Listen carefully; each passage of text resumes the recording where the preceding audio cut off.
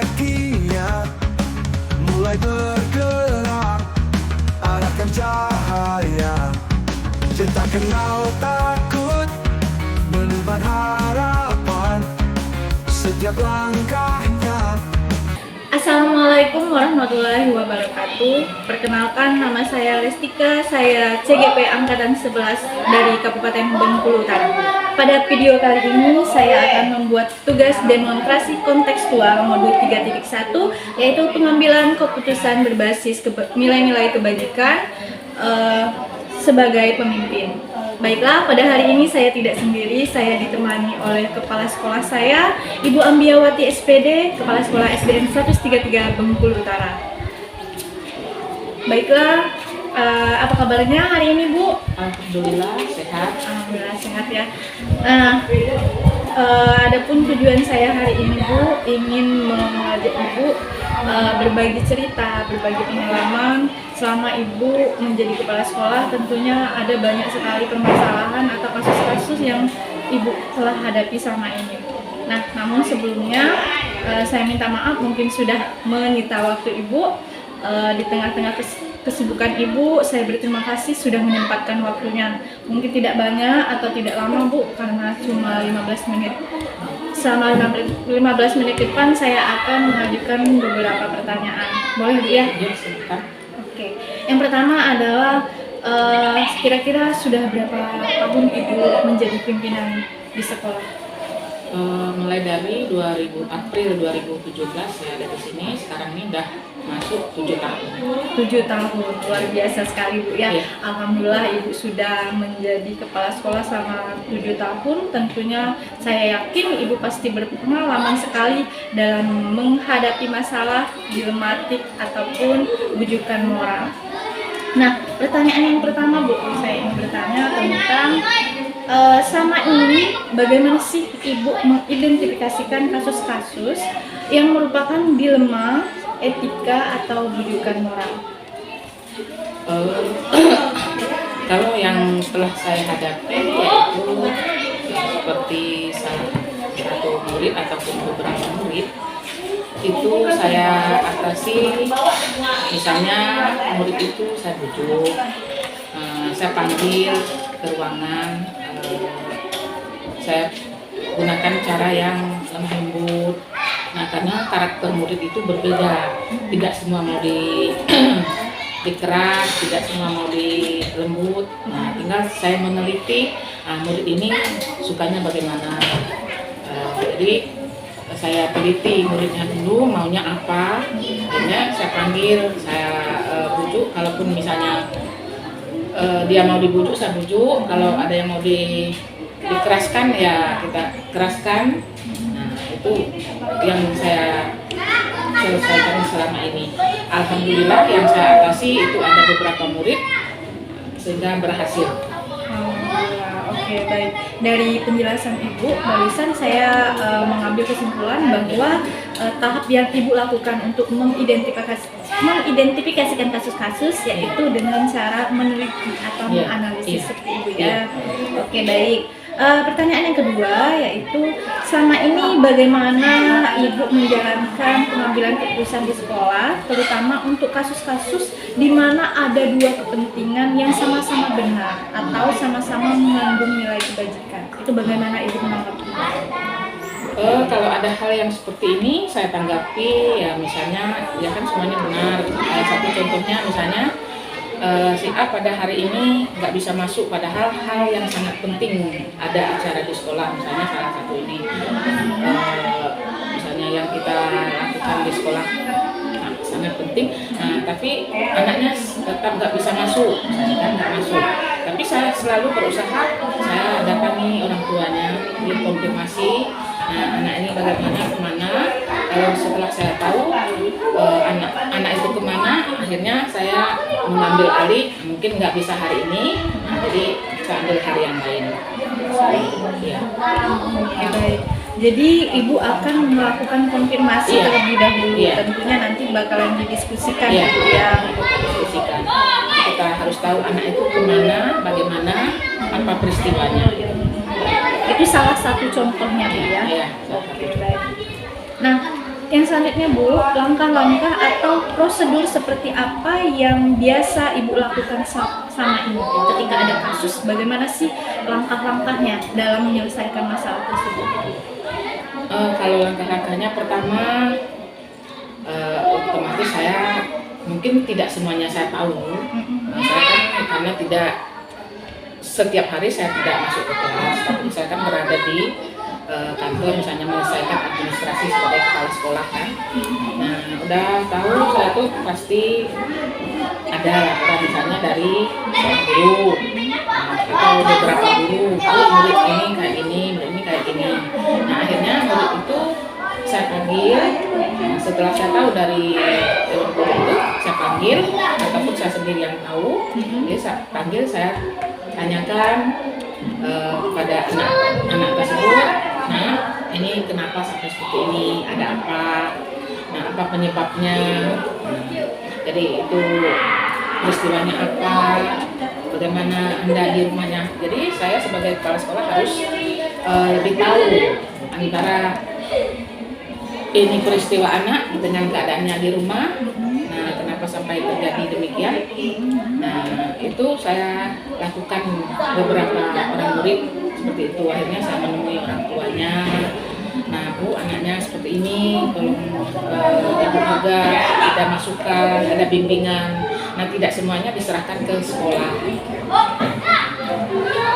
Jadi ada beberapa langkah yang Ibu lakukan ketika misalnya ada masalah di sekolah, terkhususnya dengan peserta didik. Iya.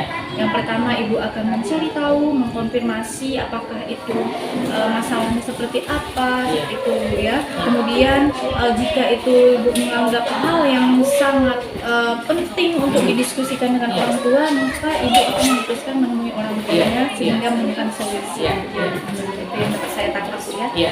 Oke, pertanyaan selanjutnya, Ibu, hal-hal apa saja yang sama ini merupakan tantangan dalam pengambilan keputusan pada kasus-kasus dilema etika? Ketika Ibu menyelesaikan suatu masalah yang menurut Ibu menjadi tantangan, itu hal yang seperti apa? Contohnya, pernah Ibu mengalami seperti itu? Yang menjadi tantangan itu misalnya seperti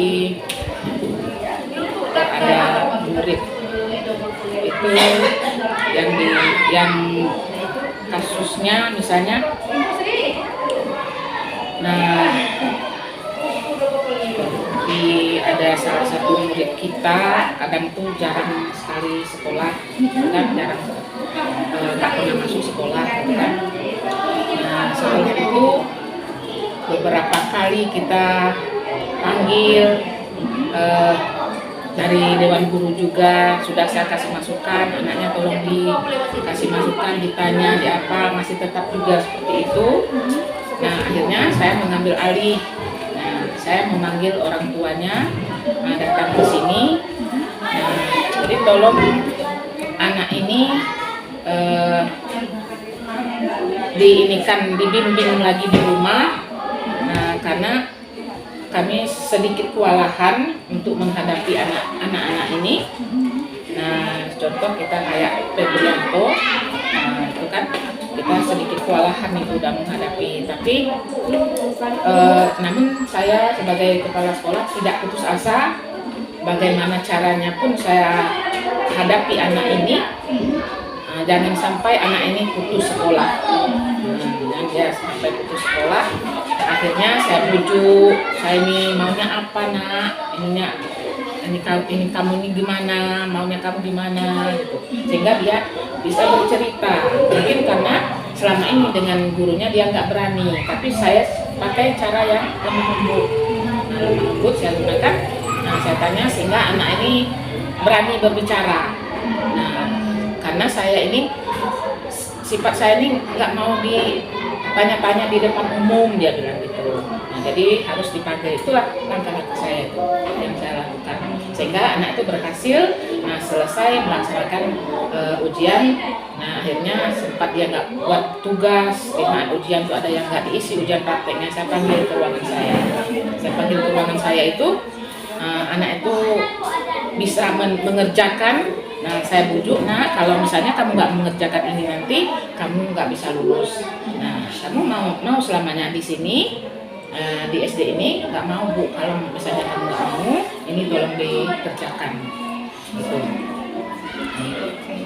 Mungkin lebih ke tantangannya adalah ketika murid menemukan murid yang memang butuh perhatian lebih, Iya, seperti itu. iya. Ketika dia membutuhkan perhatian lebih, terkadang murid-murid itu enggan untuk berbicara di depan Iya. umum. Itu tantangan ya, Bu, Iya. ya. Berarti sama ini Ibu pernah mengalami tantangan bertemu dengan murid yang sulit untuk diajak komunikasi. Iya. Tapi namun akhirnya Ibu menemukan Iya. solusinya. Saya menemukan solusinya. Luar biasa sekali, Bu, ya. Oke, untuk pertanyaan selanjutnya, apakah Ibu memiliki sebuah tata cara atau jadwal tertentu dalam sebuah penyelesaian kasus di rumah kita? Apakah ketika ada kasus Ibu langsung menyelesaikan memberikan keputusan, atau Ibu membutuhkan misalnya langkah-langkah atau dukungan yang lainnya atau prosedur yang lain? Kalau saya menemukan langsung itu udah pasti ada. Nah, tetapi karena di sekolah itu kan saya memiliki mitra kerja, teman kerja, ada dewan guru semuanya seperti ibu sendiri dan teman-teman yang lain. Namun saya tidak mau mengambil langsung keputusan. Nah, sehingga saya misalnya memanggil dewan guru untuk anak ini tolong diinikan. Kalau dia nggak mau literasi, dilembutin. Kalau dia nggak mau dirayu, ya gimana caranya? Karena karakter murid itu berbeda. Tidak semuanya ini mau dilembutin, nggak semuanya mau dikerasin, itu karakter murid. Jadi kita harus lebih tahu bagaimana karakter murid tersebut, maunya apa. Jadi kalau saya menemu langsung, misalnya dari dewan guru itu enggak ini, akhirnya saya tanya, nah ada apa nak, kenapa? Nah, sehingga anak itu bisa bercerita, berani bercerita. Jadi murid itu anggaplah teman kita, anggaplah dia itu anak kita. Nah, kalau kita merasa dia itu anak murid, anak kita sendiri, otomatis kasih sayang kita akan lebih. Nah, sehingga kita bisa menemukan solusi apa yang kita hadapi. Oke, berarti yang dapat saya ambil adalah Ibu memang tergantung sama situasi atau Iya. kasusnya. Mungkin untuk kasus-kasus ringan, Ibu Iya. langsung bisa mengambil keputusan Iya. langsung Iya. tanpa diskusi, mungkin Iya. seperti itu, Bu, ya. Tapi jika menemukan kasus yang lebih berat, Iya. misalnya, Iya. Ibu pasti membutuhkan pendapat dari rekan kerja Iya. melalui diskusi. Iya, kita diskusikan. Kalau misalnya kasusnya berat, kalau kasusnya ringan, pas itu ketemunya langsung dengan saya, itu saya tanya. Nah, pertanyaan yang selanjutnya, Bu, adakah seseorang atau faktor-faktor apa yang selama ini mempermudah atau membantu Ibu dalam pengambilan keputusan dalam kasus-kasus di rumah kita? Apakah Ibu butuh bantuan dari orang lain? Seperti apa? Pernah nggak, Bu? Seperti itu? Ya, selama saya berada di sini, alhamdulillah, kecuali orang tuanya dan dewan guru, saya berusaha untuk menyelesaikan sendiri. Jadi tanpa membebankan orang lain. Kecuali kalau misalnya sesama guru. Nah, kalau sesama guru, karena saya dan dewan guru itu merupakan mitra, kawan. Nah, jadi kalau misalnya guru itu ngeluhnya ke saya, ya saya ikut ambil, ikut mendiskusikan. Tapi kalau misalnya bisa diselesaikan oleh dewan guru, ya apa salahnya dewan guru dulu yang mengatasinya. Nah, tapi kalau misalnya dewan guru udah nggak sanggup, saya sendiri udah kewalahan, nah baru kita remuk sama orang tua, wali murid. Jadi antara saya, dewan guru dan wali murid itu harus kerjasama. Jadi ketika ada masalah, tentunya Ibu membutuhkan pendapat juga dari rekan guru, ya, terutama itu untuk kasus peserta didik. Kemudian jika tidak dapat diselesaikan di sekolah, mungkin membutuhkan dari orang tuanya, Ibu juga melibatkan orang tua. ini pertanyaan terakhir nih Bu ya. Ya. Dari semua hal yang telah disampaikan, pembelajaran apa yang dapat Ibu petik dari pengambilan keputusan tersebut? Yang dapat saya petik itu adalah banyak sebenarnya. Nah, saya bisa meneliti dari grup siswa secara garis besarnya. Nah, dan juga saya bisa juga mengoreksi dari Dewan Guru. Dewan Guru ini kan tidak semuanya bisa mengatasi, namun perlu bimbingan juga dari saya. Yang misalnya dia nggak bisa mengatasi, saya bimbing. Nah, saya kasih saran dengan Dewan Guru. Namun ada juga Dewan Guru itu yang lebih pintar, bijak mengambil keputusan dan kesimpulan ataupun menyelesaikan masalah, saya serahkan kepada Dewan Guru. Kalau misalnya Dewan Gurunya udah nyerah, udah kewalahan, baru kita diskusikan bersama. Gitu. Ya.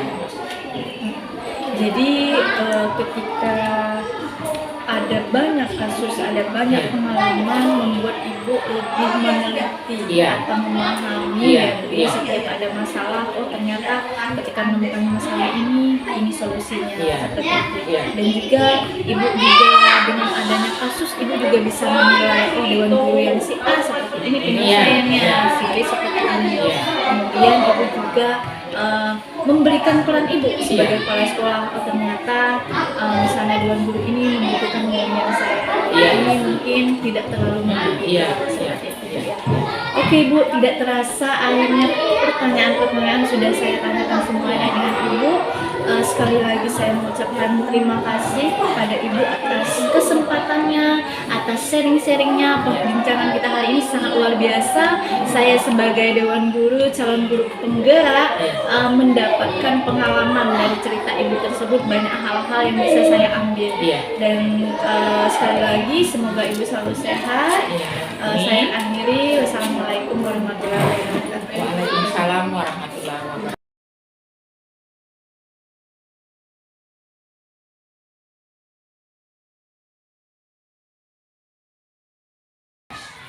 Assalamualaikum warahmatullahi wabarakatuh. Perkenalkan, nama saya Lestika. Saya CGP Angkatan 11 dari Kabupaten Bengkulu Utara. Pada video kali ini saya akan membuat tugas demonstrasi kontekstual, yaitu tentang pengambilan keputusan yang berbasis nilai kebajikan oleh pimpinan sekolah. Baiklah, pada hari ini saya tidak sendiri, saya ditemani oleh Ibu Agustina SPD, yaitu Kepala Sekolah Pendidikan Anak Usia Dini Tunas Bangsa Bengkulu Utara. Baiklah Ibu, hari ini saya akan berbincang-bincang dengan Ibu. Mungkin kita akan sharing-sharing tidak lama, sekitar 15 menit ke depan, mengenai bagaimana pengalaman Ibu dalam pengambilan keputusan yang berbasis nilai-nilai kebajikan selama menjadi kepala sekolah. Sebelumnya Ibu, apa kabar hari ini? Alhamdulillah Bu, kabarnya baik. Alhamdulillah, tetap semangat. Oke, baik. Kelihatan sekali aura kepala sekolah PAUD-nya Ibu sangat energik dan bersemangat. Baik Ibu, mungkin kita langsung ke pertanyaan. Ya boleh. Oke, untuk pertanyaan yang pertama mungkin saya akan lebih ingin tahu kira-kira Ibu sudah berapa lama menjadi pimpinan PAUD? Baik Bu, saya akan jawab. Saya sudah jadi kepala sekolah PAUD dari tahun 2010 bulan Juni tanggal 26 Bu. Jadi sampai sekarang hampir 15 tahun Bu. Iya benar, 15 tahun. Jadi saya mendidik anak usia dini biar supaya dia tuh biar berkembang, cara berpikir mereka untuk membangun bangsa dan negara supaya bangsa negara itu akan maju dan berkembang. Oke, luar biasa sekali Bu ya. Kalau 15 tahun bisa kita simpulkan bahwa Ibu pasti sudah banyak mengalami kasus-kasus yang Bu ya, mengalami permasalahan. Nah hari ini kebetulan sekali Bu, saya ingin lebih tahu lagi, lebih banyak tahu tentang bagaimana Ibu nanti menghadapi kasus dilema etika dan rujukan moral sama ini. Kita langsung ke pertanyaan yang pertama Bu. Nah, sama ini nih, sama 15 tahun pasti ada kasus, pasti ada permasalahan yang Ibu hadapi selama menjadi kepala sekolah. Nah, bagaimana sih cara Ibu dapat mengidentifikasikan kasus-kasus tersebut yang merupakan dilema etika ataupun rujukan moral? Seperti ini Bu, saya sebagai kepala sekolah, saya kalau di sekolah itu, apabila di sekolah saya itu ada permasalahan, nggak kita langsung kita sampaikan kepada Ibu Dewan Guru. Jadi mereka dipanggil, sesudah itu kita tanya. Terus itu nanti ada buktinya fakta. Kalau ada buktinya fakta yang benar-benar Ibu ini seandainya melanggar aturan atau dilema tadi, kami panggil Bu, dan di situ kan ada komite. Nah, kita selesaikan bagaimana caranya menyelesaikan masalah ini. Sesudah itu kita rapatkan. Kalau seandainya di situ nanti wali murid ya kalau Ibu ini katanya harus seperti ini, ya jadi saya sebagai kepala sekolah saya harus memberi tindakan yang sesuai dengan aturan. Baik. Jadi dapat saya simpulkan cara Ibu mengidentifikasikan kasus itu apa, itu dilema etika maksud saya ataupun rujukan moral. Ibu pastinya menganalisis dulu kasusnya. Iya, betul. Menyimpulkan. Ketika sudah menemukan fakta kata Ibu tadi, maka Ibu nanti akan mengadakan diskusi dengan rekan sejawatnya, dengan komitenya, bahkan dengan orang tuanya. Betul. Nah, pertanyaan yang kedua Bu, selama ini bagaimana Ibu menjalankan pengambilan keputusan di sekolah Ibu, terutama untuk kasus-kasus di mana ada kepentingan itu sama Bu, sama-sama benar misalnya seperti itu, dan mengandung nilai kebajikan. Itu bagaimana Ibu mengambil keputusan? Caranya seperti ini Bu. Kalau di sekolah itu terdapat 2 kasus, jadi kita selesaikan dulu satu kasus dulu selesai, kita rapatkan, sudah kita rapatkan, terus kita ngundang Ibu Dewan Guru semuanya udah selesai, terus nanti lagi kita selesaikan satu lagi Bu. Jadi permasalahan itu satu-satu dulu, kalau satu-satu sudah selesai, jadi kita panggil bagaimana caranya supaya kita tuh mengatasi permasalahan ini biar cepat selesai dan supaya tidak terganggu di dalam pembelajaran baik dengan Dewan Guru dengan anak-anak, jadi kita tuh lancar gitu. Jadi Ibu jika dihadapi dengan 2 permasalahan yang sama-sama benar, Ibu harus selesaikan dulu salah satunya, mencari dulu kebenaran yang satunya dulu, seperti itu ya? Iya Bu, betul. Kemudian baru didiskusikan kembali dengan rekan sejawat. Nah, kira-kira Bu, langkah-langkah atau prosedur seperti apa yang biasanya yang Ibu lakukan selama 15 tahun, biasanya Ibu tuh langkah-langkahnya dalam penyelesaian masalah seperti apa? Seperti ini Bu, saya sebagai pimpinan PAUD Tunas Bangsa, apabila terdapat permasalahan itu kami nggak langsung saya putuskan sekian, tidak, kita telusuri dulu dari mulai pertama sampai terakhir. Kalau seandainya nanti di situ permasalahan itu nggak selesai, nanti kita ngundang wali murid sama komite bagaimana caranya menyelesaikan ini. Sesudah itu nanti kalau ada keputusan, jadi kita nanti sampaikan kepada yang bersangkutan itu secara kita panggil gitu loh ke kantor gitu loh Bu, biar dia tuh mikir, oh ternyata seperti ini, saya harus menjalankan tugas sebagai guru dengan sebaik-baiknya, seperti itu. Jadi dapat saya ambil dari penjelasan Ibu tadi bahwa langkah yang pertama Ibu lakukan itu telusuri dulu. Iya, telusuri dulu permasalahannya seperti apa, kemudian baru Ibu melibatkan komite, kemudian guru, kemudian orang tuanya. betul. Nah Bu, pertanyaan selanjutnya ya Bu ya. Ya, oke, Bu, ya. Hal-hal apa saja yang sama ini Ibu anggap efektif dalam pengambilan keputusan pada kasus-kasus dilema etika? Menurut Ibu, oh ini caranya kayaknya tepat ini seperti itu. Kalau kasus dilema tadi itu ya Bu, yang Ibu sampaikan tadi, itu kami tuh kasus seperti itu kita selesaikan dengan baik, seperti itu. Tujuannya membangun gitu loh Bu. Tujuannya membangun demi masa depan bangsa dan kepada Ibu Dewan Guru tadi, seperti itu. Itu cara Ibu mengambil keputusannya yang efektif menurut Ibu seperti apa? Ya kita kita panggil mereka, terus kita terangkan, oh seperti ini loh Bu yang benar gitu. Kalau yang salah jangan dilakukan, yang benar ini lakukan, seperti itu. Oh, berarti bisa diambil bahwa Ibu itu lebih ke memberikan saran, Iya, memberikan saran. masukan, seperti itu. Menurut Ibu cara efektif yang seperti itu Bu ya. Oke, baik. Nah, pertanyaan selanjutnya, hal-hal apa saja yang sama ini yang merupakan tantangan bagi Ibu dalam mengambil keputusan? Seperti ini Bu, saya sebagai kepala sekolah ada tantangannya saya mengambil keputusan. Saya mengambil keputusan ini nanti risikonya seperti apa. Jadi sebelum saya mengambil keputusan itu, saya berpikir, saya minta pendapat sama orang yang di atas saya, seperti kepala sekolah, seperti Bapak UPTD kan. Bagaimana Pak saya mengambil ini?